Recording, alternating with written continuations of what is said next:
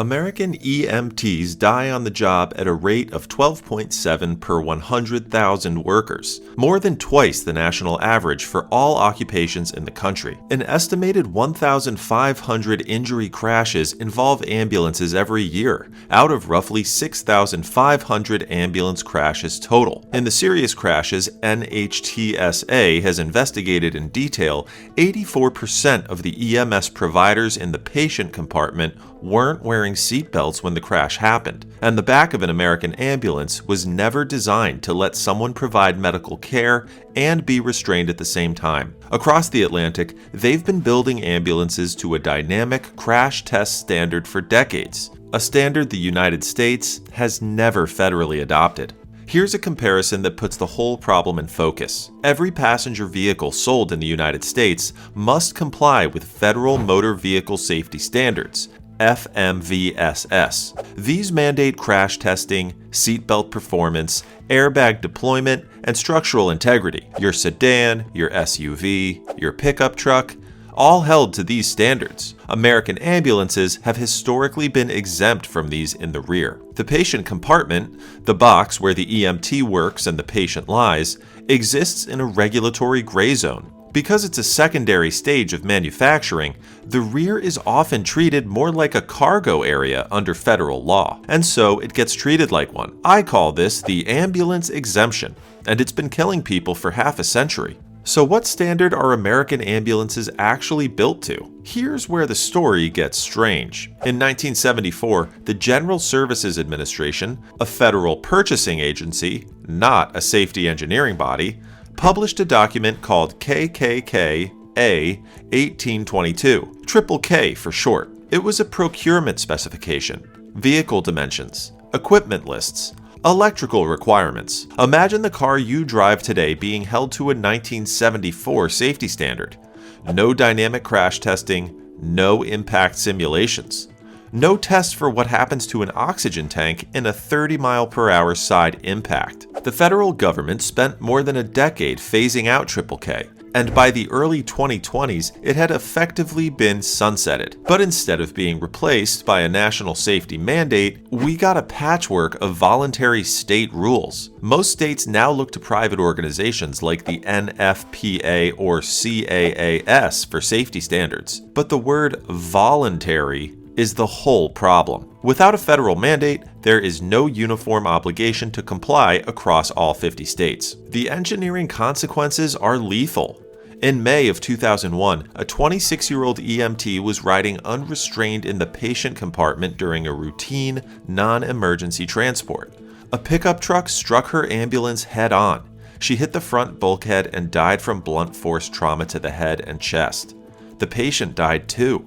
Less than a year later, in March 2002, another ambulance overturned after a head-on collision. The paramedic in the back, unrestrained on the squad bench, was thrown into the interior cabinets and shelves of the patient compartment and hospitalized. She survived. The cabinets were the weapon.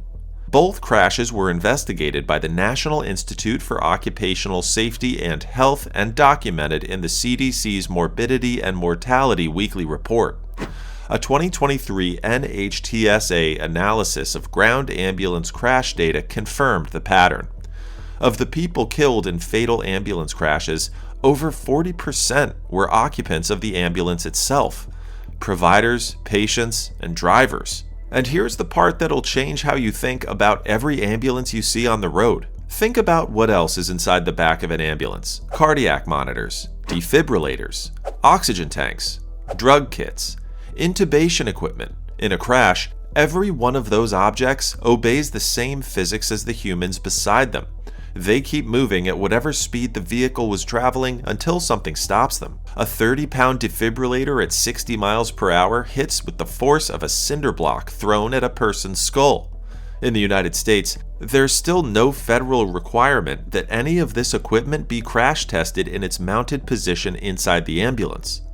The cabinets, the shelves, the mounts, none of it has to survive a dynamic impact test by federal law. This brings us to Europe, because they built something we didn't. And to understand what they built, picture two crashes, same speed, same impact angle, two different ambulances. In the American ambulance, the EMT is sitting on a side-facing bench, a seating configuration that would never pass safety tests for a passenger car, with a lap-only belt that, if they're even wearing it, pins them sideways against the compartment wall. At impact, their upper body has no restraint. They're thrown forward into the bulkhead or sideways across the compartment. Around them, a 30-pound defibrillator tears free from an untested mount. An oxygen tank breaks loose from a bracket that was never rated for impact forces. Drug kits, intubation equipment, unsecured supplies, all of it is now airborne.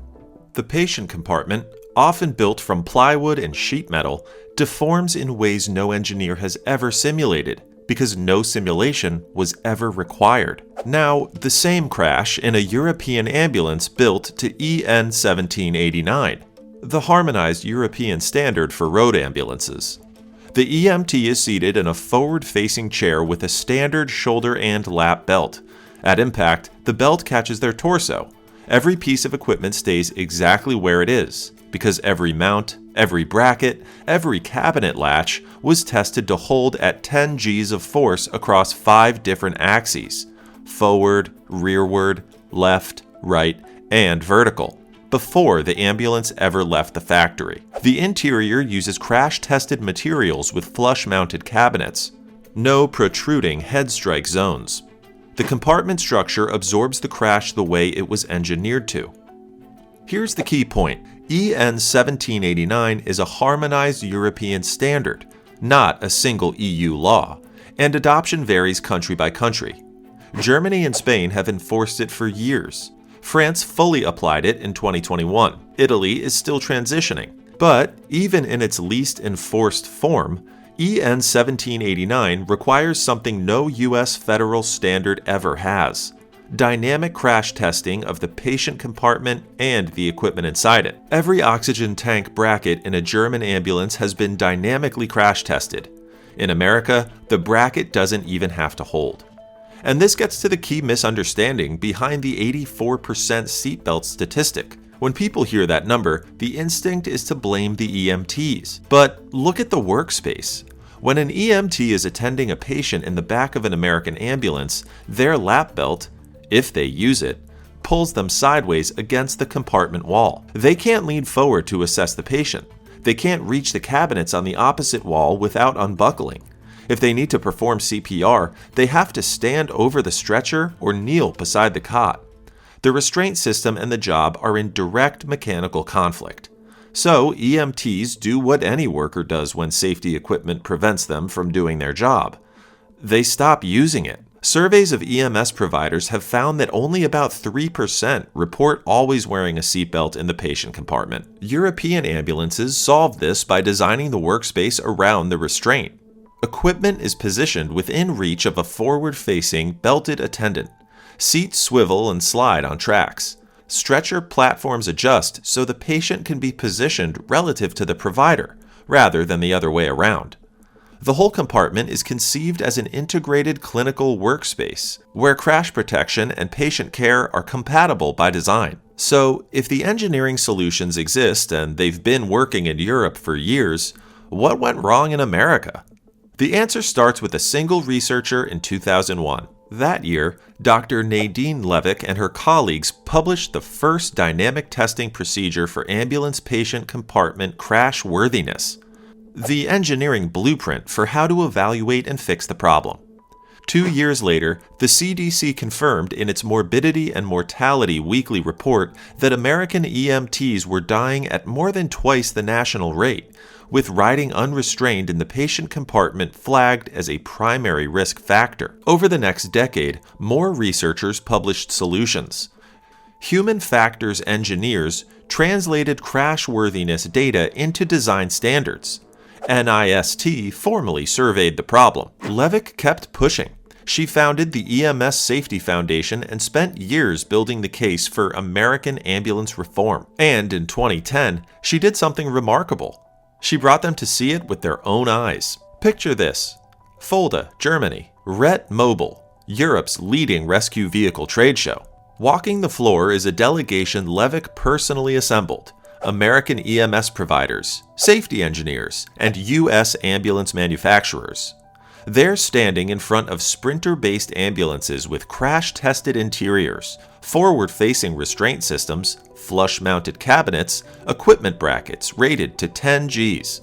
They're looking at vehicles where every component inside the patient compartment has been dynamically tested before the ambulance was allowed to carry a single patient. They can touch the reinforced walls. They can sit in the swiveling attendant seats. They can see, physically, what dynamic crash test requirements produce. And here's the part that actually matters. Because the story isn't just, Europe fixed it and America ignored it. Some of that knowledge did come home.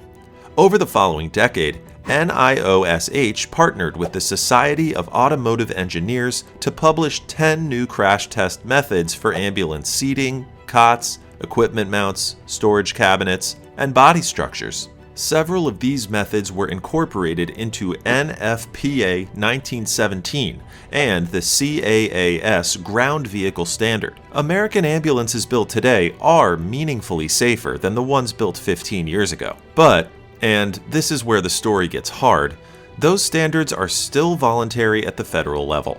An ambulance manufacturer can choose to build them. A state can choose to require them. There is still no federal motor vehicle safety standard for the patient compartment.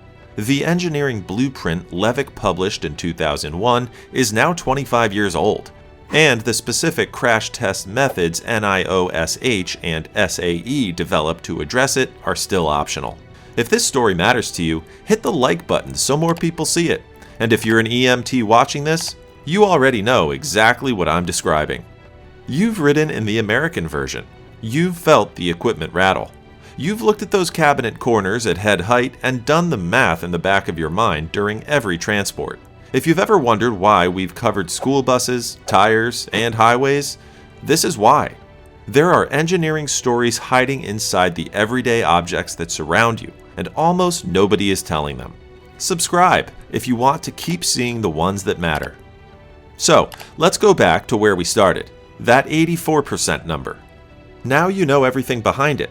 When EMS providers in the patient compartment do crash seriously, 8 out of 10 have been placed in a vehicle where the restraint system fights the job they need to do, where the equipment around them may never have been crash tested in place, where the compartment itself was built to a legacy procurement specification or a voluntary private standard instead of a federally mandated safety standard, and where the exhaustion of their working conditions makes every one of those design failures more dangerous.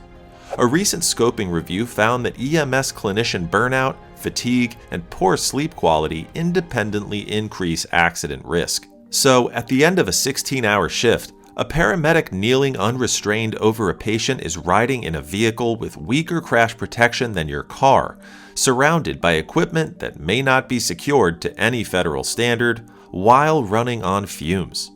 Every layer of protection that should exist between that person and a fatal crash has either been designed out or left optional. The engineering solutions exist. They've been tested. They're in service right now, in Germany, in Spain, across much of Europe, carrying patients and protecting providers every single day. And every year that the United States refuses to adopt a federal crash testing standard for ambulance patient compartments, the kind of dynamic testing Europe has required for decades, more Americans die inside the vehicles that were supposed to save them. In the time it took you to watch this video, somewhere in America, an EMT climbed into the back of an ambulance, sat down on a side-facing bench next to a defibrillator mount that may never have been dynamically crash tested, and went to work. That's been true every day since 1974. And it'll be true tomorrow, unless Congress mandates what NIOSH engineers, SAE test methods, and 25 years of published research have already shown is possible. Drop a comment. Did you know ambulances were exempt from federal crash testing before you watched this? And if you want to see how this same pattern plays out across other parts of American infrastructure, our video on why European highways are engineered differently than American ones is right here.